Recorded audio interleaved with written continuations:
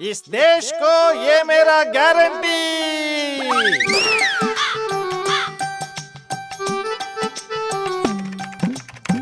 इस देश को ये मेरा गारंटी। इस देश को ये मेरा போதுமே உங்க கேரண்டி. கேரண்டி வாரண்டிகளை இனியே நம்ப போறீங்களா? சிந்தித்து வாக்களியுங்க. இந்தியாவை காக்க ஸ்டாலின் அழைக்கிறேன். வணக்கம், இது தமிழ் குரலின் விளவன எக்ஸ்க்ளூசிவ். உச்சநீதிமன்றத்தினுடைய தலைமை நீதிபதி ஜஸ்டிஸ் டி.ஒய். சந்திரசூட் அவர்கள் நீதித்துறையில் இருக்கக்கூடியவர்கள் எல்லோரையும் நோக்கி ரொம்ப கடுமையான சில விஷயங்களை சொல்லியிருக்கிறார். அது ரொம்ப முக்கியமாக பாஜக ஆதரவு அல்லது அரசியல் சார்ந்து இயங்கக்கூடிய எல்லோருக்குமான ஒரு கடுமையான எச்சரிக்கை அப்படிங்கிறதாக தான் பார்க்கணும். இதில் ஏன் நம்ம பாஜகன்னு சொல்கிறோம் அப்படின்னா, சமீபத்தில் மோடிக்கு ஆதரவாக சில வேலைகளை நீதித்துறையில் இருக்கக்கூடியவர்கள் வழக்கறிஞர்கள் சங்க தலைவரில் இருந்து ஒரு 600 பேர், முன்னாள் மூத்த வழக்கறிஞர்கள், முன்னாள் நீதிபதிகள், அப்படி இப்படின்னு எல்லாரும் வந்து சந்திரசூட்டுக்கு ஒரு கடிதம் எழுதியிருந்தார்கள். நேரடியாக இவங்க எழுதின கடிதம் இன்னதுன்னு குறிப்பிடாமல், ஆனால் மோடி அரசு அரசியலாக்க நினைப்பது, வழக்கறிஞர்களுக்கு 1000 அரசியல் கட்சி சார்ந்து இயங்குவதற்கு உரிமை இருக்கிறது, ஆனால் நீதிமன்றத்திற்குள்ள நீங்கள் உங்கள் கட்சி தான் பெருசு அப்படிங்கிறதெல்லாம் இங்கே காட்டக்கூடாது என்று ஜஸ்டிஸ் டி.ஒய். சந்திரசூட் அவர்கள் கடுமையான விஷயங்களை பேசியிருக்கிறார். சில விஷயங்களை பேசி தான் ஆகணும், அதற்கான சூழல் வந்திருக்கிறது என்பதாக நாம் பார்க்க வேண்டியிருக்கிறது. நம்ம பாரத் பெஞ்சில் பார்க்குறோம், place court constitution above political beliefs அப்படிங்கிறது தான் அடிப்படையானது. உங்களுக்கு எந்த விதமான அரசியல் சார்பும் இருக்கலாம், லெஃப்டாக இருக்கலாம், ரைட்டாக இருக்கலாம், சென்ட்ரிஸ்டாக இருக்கலாம், பொலிட்டிக்கல், நான் ஓட்டே போட மாட்டேன், யாரை வேணா இருந்துட்டு போங்க. ஆனால் கோர்ட்டும் கான்ஸ்டிடியூஷனும் உங்கள் எல்லா அரசியல் நம்பிக்கையை விட மேலே அப்படின்ட்டு இவ்வளோ கடுமையாக பேசியிருக்கிறார் என்றால் என்ன காரணம், என்ன பேசப்பட்டிருக்கிறது, மோடி அரசு பாஜகவுக்கான எச்சரிக்கையாக இது எப்படி மாறி இருக்கிறது என்கிற விஷயங்களை விரிவாக விளக்குகிறது இந்த தமிழ் குரலின் வளவன் எக்ஸ்க்ளூசிவ் செய்தி தொகுப்பு. சந்திரசூட் அவர்கள் ஏன் இப்படி பேசியிருக்கிறார் அப்படிங்கிற கேள்வி ரொம்ப முக்கியமானது. ஏன்னா மோடி அரசு இன்றைக்கு எல்லா அமைப்புகளையும், இந்திய அரசமைப்பு சட்டத்தால் உருவாக்கப்பட்ட எல்லா அமைப்புகளையும் ஏற்கனவே கபலீகரம் செஞ்சு முடிச்சாச்சு. அது எலெக்ஷன் கமிஷன்லேருந்து எதையுமே விட்டு வைக்கலங்கிறத பார்க்குறோம். அப்படி இருக்கும்போது கவர்னர்கள்லேருந்து எல்லாரையும் அவங்களுடைய கைப்பாவையாக மாற்றிட்டாங்க. இதுபோக தன்னாட்சி அமைப்புகள், இடி, சிபிஐ, இன்கம் டேக்ஸ், இவங்கெல்லாம் போய் பிஜேபியில் ஒரு விங்காக சேர்ந்துட்டாங்கிறத பார்க்கும்போது நீதித்துறையை தொடர்ந்து பாஜக கண்ணு வச்சுக்கிட்டே இருக்குது. ரொம்ப நாளாகவே அவங்களுக்கு அந்த எண்ணம் உண்டு, நீதிபதிகள் எல்லாமும் கூட நம்ம கட்டுப்பாட்டுக்குள்ளே வரமாட்டேங்கிறாங்க அப்படிங்கிறது. அதுக்கு தான் பல வேலைகளை மோடி அரசு வந்த பிறகு பல பேரோட வேக்கன்சிஸை ஃபில் பண்ணுறதுல இருந்து சில ஜட்ஜஸ் எல்லாம் அப்பாயின்மெண்ட்டை கொலீஜியை மூவ் பண்ணும்போது அவங்கள ஏன் ரிஜெக்ட்னு சொல்லலை, அப்பாயிண்டட்னு சொல்லலை. ஏன்னா ரிஜெக்ட் பண்ணுறதுக்கான அதிகாரம் ஒரு எல்லைக்கு மேலே போச்சுன்னா கொலீஜியம் அதை ஓவர் ரூல் பண்ணலாம், திரும்ப அவர் பேர் அனுப்பி நீங்கள் அப்பாயின்ட் பண்ணுங்க அப்படின்னு சொல்ல முடியும். அதனால் என்ன பண்ணிட்டாங்க, பிரச்சனைக்குரியவர்கள் அல்லது மோடி அரசை கேள்வி கேட்கக்கூடியவங்கெல்லாம் ஜட்ஜாக வருவாங்கன்னா அவங்க ப்ரமோஷனை நிறுத்தி வச்சிரும். ஆனால் பாஜகவில் அவங்க வந்து பாஜக உறுப்பினராக இருந்து ஊர் முழுக்க பிரச்சாரம் பண்ணி சவுக்கிதார் அப்படின்னு மோடி போன எலெக்ஷனுக்கு ஒரு இது காட்டினார் இல்லையா, ஸ்டண்ட்டு. அந்த ஸ்டண்ட்டு மாதிரியே தன்னோட பேருக்கு முன்னாடி சவுக்கிதார், அந்த நாட்டினுடைய காவலாளி அப்படின்னு போட்டுட்டு அரசியல் கட்சியில் இருந்த அம்மையார் அவங்க ஜட்ஜ் ஆகிறாங்க அப்படின்னா உடனே மோடி அரசு அதை கிளியர் பண்ணி உடனே ஜட்ஜ் ஆக்குங்க, இவங்க தான் ஜட்ஜு, விக்டோரியா கௌரி அப்படின்னு சொல்லிட்டு மேனாள் பாஜக உறுப்பினர் இன்றைக்கு சென்னை உயர்நீதிமன்றத்தினுடைய நீதிபதியாக இருக்கக்கூடியவருக்கு அப்படி தான் நடந்துச்சுங்கிறத பார்க்குறோம். ஸோ இப்படி பாஜக பல வேலைகளை பண்ணிகிட்டு இருக்கும் பொழுது சமீபத்தில் இந்த எலக்டோரல் பாண்டில் பாஜகவுக்கு ஒரு மரண அடி என்பது கிடைத்தது. அது கிடைச்ச பிறகு பலரும் என்ன பண்ணாங்கன்னா, இன்றைக்கி வரைக்கும் பிஜேபி அதை பற்றி ஒரு ஓப்பன் டிபேட்டுக்கு தயாராக இல்லை. நிர்மலா சீதாராமனில் தொடங்கி பிரதமர் மோடியிலேருந்து உள்துறை அமைச்சர் அமித்ஷாவிலேருந்து ஒருவேளை ரொம்ப அழுத்தி இந்த கேள்வியை கேட்டிங்கன்னா ஏதாவது பொய்யா சொல்லிட்டு போயிடுறாங்களே தவிர அதுக்கு அவங்க உண்மையே பேசலை. ஆனால் உச்சநீதிமன்றம் அதில் ஒவ்வொரு ஸ்டெப்பாக எஸ்பிஐக்கு கொட்டு வச்சு இன்னைக்கு பல விஷயங்களை கொண்டு வந்துருச்சு இல்லையா. இது வந்த உடனே ஒரு கடிதம் என்பது எழுதப்பட்டது. அந்த கடிதம் யார் எழுதினா அப்படின்னா, உச்சநீதிமன்றத்தினுடைய பார் கவுன்சில் அதனுடைய பிரசிடெண்ட்டாக இருக்கிறவர் தலைவராக இருக்கக்கூடியவர். அவர் பேர் ஆதிஷ் அகர்வாலா. இந்த ஆதிஷ் அகர்வாலாங்கிறவர் அடிப்படையில் அவர் பிஜேபியின் மீது ஒரு அன்பு கொண்டவர் அப்படிங்கிற மாதிரியான விஷயங்கள் இருக்குது. அவர் ஒரு லெட்டர் எழுதுகிறார். என்னென்ன யாருக்கு தெரியுமா? குடியரசுத் தலைவருக்கு எழுதுகிறார். குடியரசுத் தலைவர் அவர்களே, 5 நீதிபதிகள் கொண்ட அரசியல் சாசன அமர்வு ஒரு ஜட்ஜ்மெண்ட்டை கொடுத்துட்டாங்க. இதை கொடுத்தா கார்பரேட்டுகளுக்கு ஆபத்து. எனவே நீங்கள் உங்கள் அதிகாரத்தை பயன்படுத்தி சுப்ரீம் கோர்ட்டோட கான்ஸ்டியூஷன் பெஞ்ச் ஜட்ஜ்மெண்ட்டை நிறைவேற்றுவதற்கு தடுக்கணும் அப்படின்னு ஒரு கடிதம் போகிறது. அஃப்கோர்ஸ் அவரை கேட்டால் இதில் என்ன ஃபன்னுனா, இதை எழுதிட்டாரா? எல்லாருக்கும் தெரியும் மோடி கவர்மெண்ட்டுக்கு எலக்ட்ரல் பாண்ட் வெளியே வர்றது விருப்பம் இல்லை, கார்பரேட் கம்பெனிகளுக்கு விருப்பம் இல்லை. எஸ்பிஐ நிதியமைச்சர் நிர்மலா சீதாராமன் அவர்களுக்கு கீழே இயங்குது. ஸோ அதுக்கு விருப்பம் இல்லை. இந்த 3 பேருக்கு ஆதரவாக ஒரு கடிதம் போச்சுன்னா யார் எழுத சொல்லியிருப்பான்னு உலகத்துக்கே தெரியும். அப்படி ஒரு கடிதம் போச்சு. குடியரசுத் தலைவர்லாம் ஒன்றும் பண்ணலை. அடுத்த நாள் இந்த நாட்டினுடைய சாலிசிட்டர் ஜெனரல் துஷார் மேத்தா போயிட்டு சந்திரசூட் அவர்கள் பெஞ்ச் முன்னாடி ஒரு விஷயம் சொன்னார் பாருங்க. மைலார்டு, அவரால் லெட்டர் எழுதியிருக்காரு, அதுக்கும் எங்களுக்கும் சம்மந்தம் இல்லை. இந்த கோர்ட்டை அவமானப்படுத்தக்கூடிய வகையில் சில விஷயங்கள் நடந்திருக்கு அப்படின்னா நானும் அதில் வருத்தப்படுறேன். நீங்கள் கவர்மெண்ட்டை இதோட சம்மந்தப்படுத்திக்காதீங்க அப்படின்னு அவராக போய் ஆஜராகி, அவருக்கு எங்களுக்கு சம்மந்தம் இல்லைங்க, அவருக்கு யாருன்னு எங்களுக்கு தெரியாதுங்க அப்படின்னு சொன்னார். ஸோ அப்போ நீங்கள் என்ன பண்ணுறீங்க?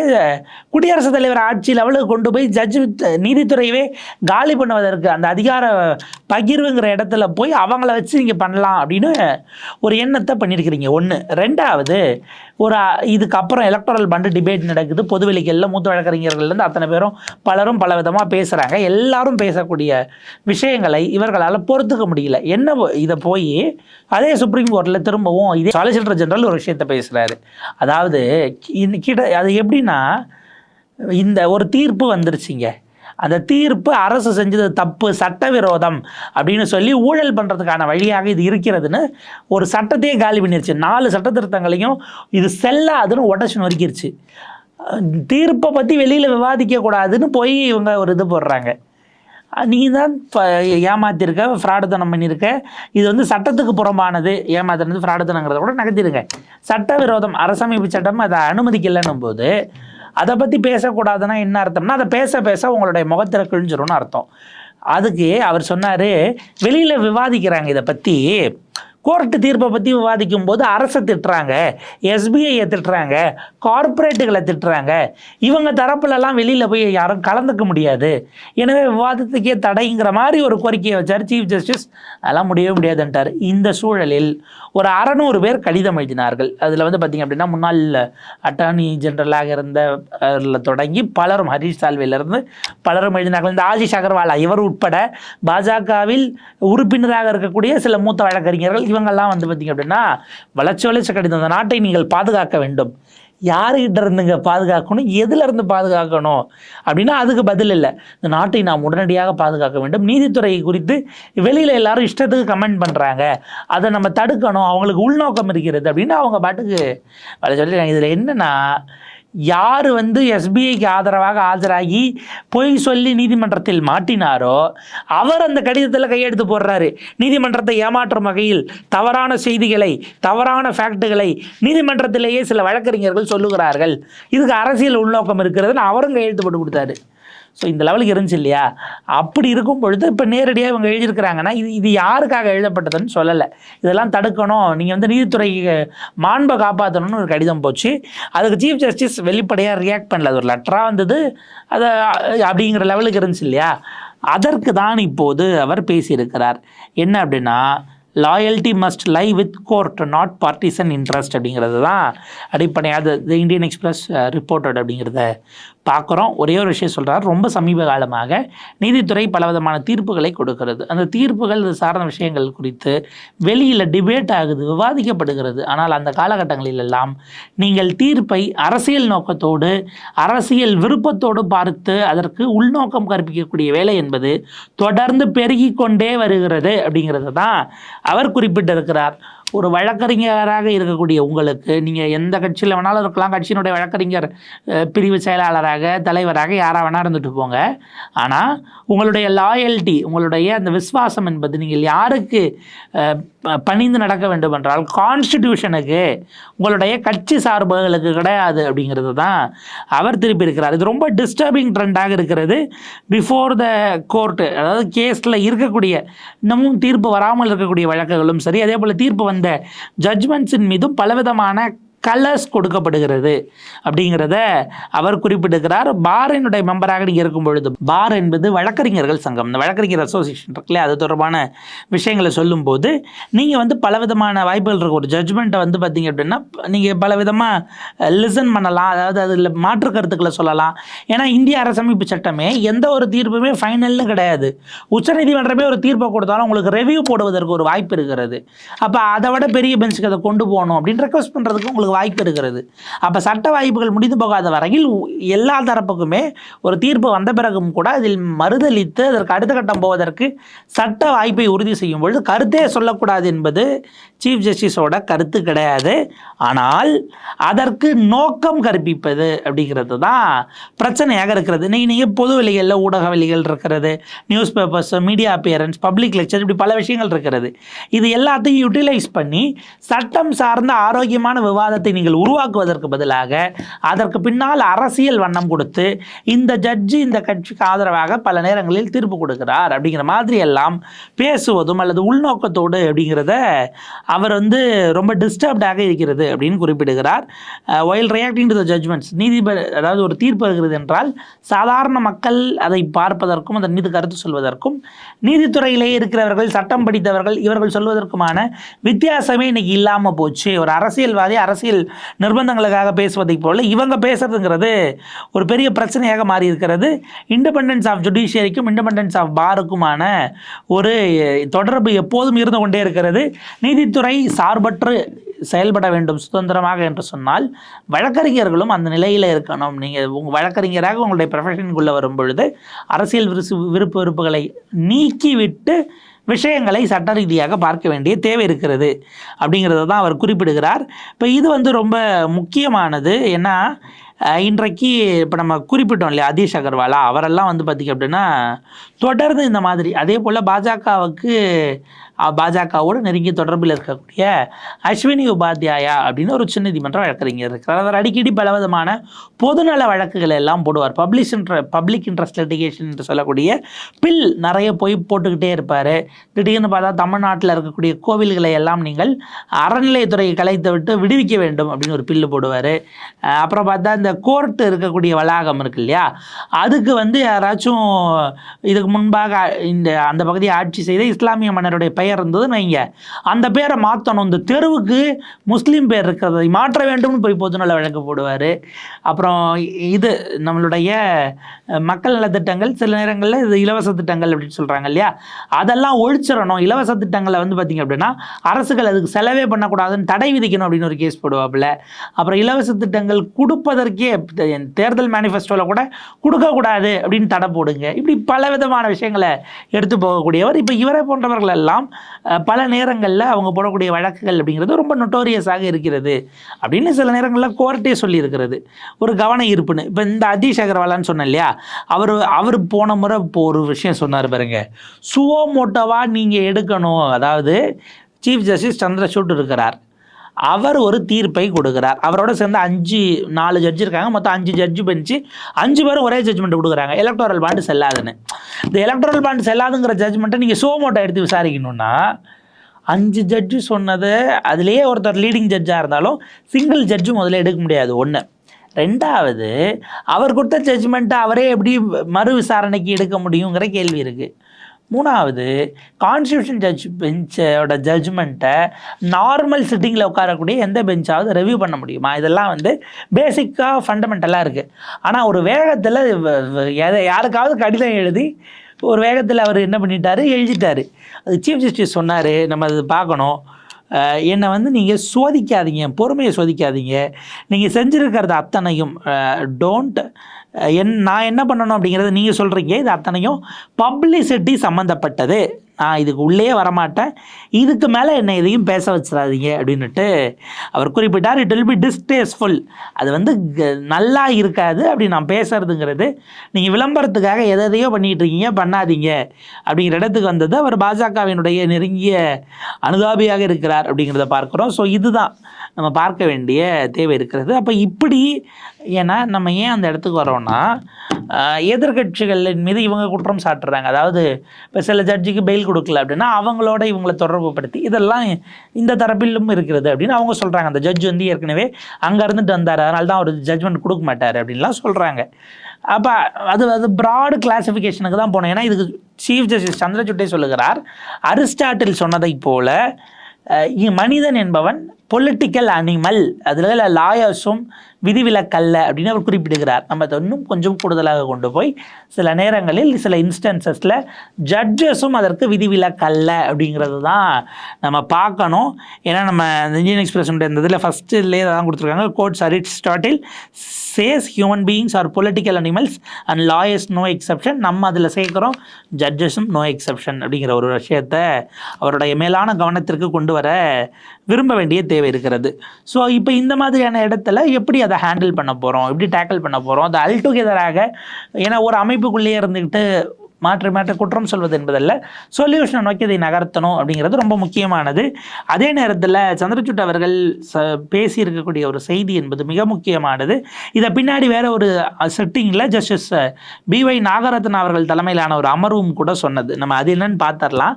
ஏன்னா இதுதான் நேரடியாக பொலிட்டீஷியன்ஸுக்கு, ஆட்சியில் இருக்கக்கூடியவர்களுக்கு போகக்கூடிய மெசேஜ். இந்தியன் எக்ஸ்பிரஸ் ரிப்போர்ட் பண்ணியிருக்கு, legislature can enact fresh law cannot directly overrule court judgment CJI அப்படிங்கிறது தான். அதாவது நீதிமன்றம் ஒரு தீர்ப்பை கொடுத்து விட்ட பிறகு அந்த தீர்ப்புக்கு மாற்றாக நீங்கள் ஒரு புதிய சட்டத்தை இயற்றலாம். ஆனால் அந்த தீர்ப்புக்கு எந்த சட்டத்தை நாங்கள் ரத்து பண்ணோமோ அதே சட்டத்தை வேற பெயரால் கொண்டு வருவது என்பது ஏற்கத்தக்கதல்ல, அதுக்கு உங்களால் பண்ண முடியாது அப்படிங்கிறத தான் அவர் குறிப்பிட்டிருக்கிறார். அதாவது நாங்கள் என்னென்ன காரணத்திற்காக ஒரு விஷயம் இது தப்புன்னு சொல்லி அதை ஸ்ட்ரைக் டவுன் பண்ணுறோமோ அந்த காரணங்களை எல்லாம் சரி செய்து ஆஃப்டர் கியூரிங் த டிஃபிஷியன்சிஸ், என்னென்ன குறைபாடுகளை சரி செய்துவிட்டு உங்களால் புதிய சட்டம் இயற்ற முடியுமே தவிர அதே குறைபாடுகளோடு திரும்ப அதே சட்டத்தை இயற்றி உங்கள்கிட்ட பெரும்பான்மை இருக்கிறது என்பதற்காக நீங்கள் சட்டமன்றத்திலோ நாடாளுமன்றத்திலோ ஒரு இயற்றி திரும்ப அதே சட்டத்தை வேறு பேரில் கொண்டு வந்தீங்க அப்படின்னா அதற்கு உங்களுக்கான அதிகாரம் அப்படிங்கிறது இல்லை, அது பேலன்ஸ் ஆஃப் கன்வீனியன்ஸ்லேயே வராது அப்படிங்கிறத சீஃப் ஜஸ்டிஸ் சந்திரசூட் அவர்கள் குறிப்பிட்டிருக்கிறார்கள். இதுதான் ரொம்ப முக்கியமானது. ஏன்னா உச்சநீதிமன்றத்தினுடைய கான்ஸ்டியூஷன் பெஞ்ச் சொல்லிச்சு, தேர்தல் ஆணையரை தேர்ந்தெடுக்கக்கூடிய பெஞ்சில் சீஃப் ஜஸ்டிஸ் இருக்கணும் அந்த டீமில், அல்லது பேலன்ஸ் ஆஃப் கன்வீனியன்ஸ் இருக்கணும்னு. ஆனால் மோடி அரசு அதை செய்யலை. டெல்லியில் அரசுக்கும் தேர்ந்தெடுக்கப்பட்ட மக்களால் வாக்களித்து தேர்ந்தெடுக்கப்பட்ட அரசுக்கு தான் அதிகாரம், கவர்னரை விட, லெப்டினன்ட் கவர்னர் LGயை விட அப்படின்னாங்க. மோடி அரசு அதை கண்டுக்கல, அதுக்கு பதிலாக வேறு ஒரு சட்டம் இயற்றி விட்டார்கள். இன்னும் எத்தனை எலக்டோரல் பாண்டு செல்லாது, சட்டவிரோதம் என்று தீர்ப்பளித்தார்கள். தீர்ப்புக்கு பிறகு கேட்டார்களா? இல்லை. அதில் எத்தனை விதமான ஏமாற்ற வேலைகளை இவர்கள் செய்தார்கள் அப்படிங்கிறத நம்ம பார்த்துட்டு இருக்கிறோம். ஸோ இப்படியாக ஒன்றன் பின் ஒன்றாக செய்து கொண்டிருக்கும் பொழுது அவர்களுக்கான ஒரு செய்தியாகத்தான் நாம் இதை பார்க்க வேண்டியிருக்கிறது. ரொம்ப நம்ம புரிஞ்சுக்கிற மாதிரி ஒரு உதாரணத்தை சொல்லி முடிக்கணும் அப்படின்னா, வன்னியர்களுக்கான 10.5% இடஒதுக்கீட்டை எடப்பாடி பழனிசாமி அவர்கள் கொண்டு வந்தார்கள். அது தேர்தலுக்காக கொண்டு வந்தார், இல்லை இன்றைக்கி பாமகவே வேறு மாதிரி பேசுது, அதெல்லாம் வேண்டாம். அவர் கொண்டு வந்ததை உச்சநீதிமன்றம் ரத்து பண்ணிடுச்சு. ரத்து பண்ணிட்ட பிறகு அவர்கள் சொன்னது 10.5% தான் அப்படிங்கிறது எதன் அடிப்படையில் கேல்குலேட் செய்யப்பட்டது அப்படிங்கிற ஒரு கேள்வி தான் கேட்டாங்க. அதே போல் சப் கிளாஸஸ்க்கு, குரூப்ஸ்க்கு நீங்கள் கொடுக்கலாம் வித்தின் த கம்யூனிட்டிக்குள்ளேயே அப்படிங்கிற மாதிரிலாம் சில இதை சொன்னாங்க. இப்போ திமுக அரசு நாங்கள் பார்த்திங்கன்னா திரும்ப 10.5 கொடுக்குறோம் அப்படின்னா என்னென்னலாம் பண்ணணும்னா, கோர்ட் என்னென்னலாம் சொல்லிச்சோ அதெல்லாம் இவங்க செய்யணும். முதல்ல ஜாதி வாரி கணக்கெடுப்பு, இங்கே இவங்க சர்வேன்னு சொல்கிறாங்க, அதை எடுக்கணும். எடுத்த பிறகு அவர்களுக்கான பிரதிநிதித்துவம், அவங்க சமூக பொருளாதார நிலைகள் எங்கே இருக்கிறாங்க, எவ்வளோ ப்ரப்போர்ஷன் வராங்க, இதெல்லாம் தெரிஞ்ச பிறகு இருக்கிற பிரதிநிதித்துவத்தில் அவங்களுக்கான சதவீதத்தை கூட்டுவது தொடர்பாக கலந்து ஆலோசித்து ஒரு முடிவை எடுப்பது அப்படிங்கிறதோட வந்தால், ஏற்கனவே அந்த இதை கேன்சல் பண்ணாங்க இல்லையா, அப்போ என்னெல்லாம் சொன்னாங்களோ அது எல்லாத்தையும் நான் அப்போ சால்வ் பண்ணிவிட்டு புது சட்டம் இயற்றேன்னா எந்த நீதிமன்றத்தாலும் இந்த கேள்விக்கு உட்படுத்த முடியாது. இப்படி தான் பண்ணணுமே தவிர கோர்ட்டு எதை செல்லாதுன்னுச்சோ அதை மறுபடியும் அதே சட்டத்தை வேறு பேரில் அல்லது அதே பேரில் வேற ஒரு இயரை மட்டும் மாற்றி ஏற்றுவது என்பதற்கு உங்களுக்கு அதிகாரம் இல்லை என்பதைத்தான் அவர்கள் பேசியிருக்கிறார்கள். பாஜக இன்றைக்கு எல்லா துறைகளையும் விழுங்க தொடங்கி இருக்கிறது அப்படிங்கிறது நமக்கு மாற்று கருத்தே கிடையாது. ஆனால் இந்த நாட்டினுடைய அரசமைப்பு சட்டம் அப்படிங்கிற ஒரு விஷயத்தை நீங்கள் தூக்கி பிடிக்கிறீர்கள் என்றால் பாஜக உங்களை ஆன்டி பிஜேபி ஆகத்தான் பார்க்கும் என்பதற்கு இதுதான் மிகப்பெரிய ஒரு உதாரணம். இன்றைக்கி உச்சநீதிமன்றம் ஏன் பாஜகவுக்கு அச்சப்படுத்துவதாக இருக்கிறது என்றால் உச்சநீதிமன்றம் கான்ஸ்டியூஷன் தான் பெருசுன்னு சொல்லுது. உச்சநீதிமன்றம் நிதித்துறை அது பேலன்ஸ் ஆஃப் கன்வீனியன்ஸில் எல்லாம் நடக்கணும் அப்படின்னு சொல்லுது. இந்திய அரசமைப்பு சட்டத்தினுடைய பெயரில் அதனுடைய அடிப்படை கூறு என்னவோ அதை உங்களால் மாற்ற முடியாது. நீங்கள் 300 இல்லை 500 சீட்டு வந்தாலும் கூட உங்களால் core of the constitution, core value of the constitution, fundamental structure of the Indian constitution, basic structure, doctrine அதை தொடவே முடியாது அப்படின்னு சொல்லுது. அதனால தான் மோடி அரசுக்கு உச்சநீதிமன்றத்தின் மீது இவ்வளவு பெரிய கோபம் அப்படின்னு நம்ம பார்க்க வேண்டியிருக்கிறது.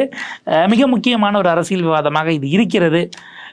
வழக்கறிஞர்கள் அரசியல் சார்புகளை தாண்டி நீதித்துறைக்கு நீதி அப்படிங்கிற அந்த கான்ஸ்டியூஷனுக்கு விசுவாசமாக இருங்கள் என்று கேட்டிருக்கிறார்கள். மரியாதைக்குரிய சீஃப் ஜஸ்டிஸ் ஆஃப் இந்தியா அவர்களுடைய அந்த வார்த்தைகள், அதற்கு பின்னால் இருக்கக்கூடிய விஷயங்கள் என்ன அப்படின்னு பார்த்தோம். அடுத்தடுத்த நிலைகளில் இது எப்படி போகுது அப்படிங்கிறதே நம்ம விரிவாக பார்க்கலாம். தொடர்ந்து இணைந்திருங்கள் தமிழ் குரலோடு. நன்றி, வணக்கம்.